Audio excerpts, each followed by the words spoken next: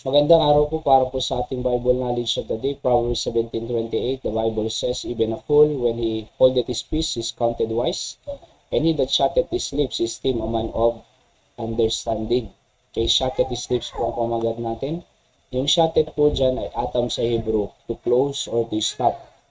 So may pagkakataon na kinakailangan i-close natin ang ating lips, bibig, sapagkat alam natin kung ano ang resulta, di ba?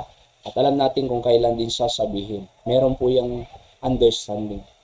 Hold it is peace po dyan ay tsara sa Hebrew. Be still, hold tongue, be silent, keep silence. Okay? So kahit yung mangmang sabi dyan, even a fool. When he hold it is peace, pag pinili niya ang kapayapaan kaysa away, is counted wise. Di ba?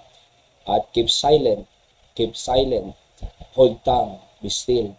So meron tayong pagkakataon na kinakailangan po nating i-hold yung ating pong lips at piliin ng kapayapaan sa loob ng tahanan kaysa pakikipag-away, pagsisigawan, pagdadambugan, di ba?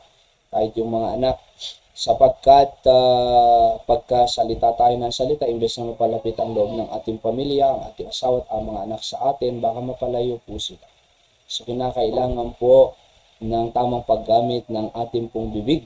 Sapagkat sabi ng Bible, may panahon na nagsashut ang ating lips kasi alam natin na galit tayo. Lalong-lalo na pagkagalit ka, lalong-lalo na pag mainit ang ulo mo, shut your mouth. Bakit? Kung anong masasabi mo kung ano-anong lalabas sa bibig mo. Ngayon, pag nasabi mo na, nagkaayos din naman kayo, hindi mo na mababawi yung sinabi mo. Alright? So, kinakailangan po, shut your lips muna. Alright? Shut it your lips, sabi ng Bible. Sapagkat the man of understanding po yan. May pangunawa po ang taong yan. So, kinakailangan po na unawain muna natin ang pangyayari bago nating sabihin ang salita na gusto nating banggitin sa ating pong pamilya. Kung hindi makakatulong, huwag mo nang sabihin. Kung makakasakit, huwag mo nang sabihin. Pero kung solusyon, sabihin.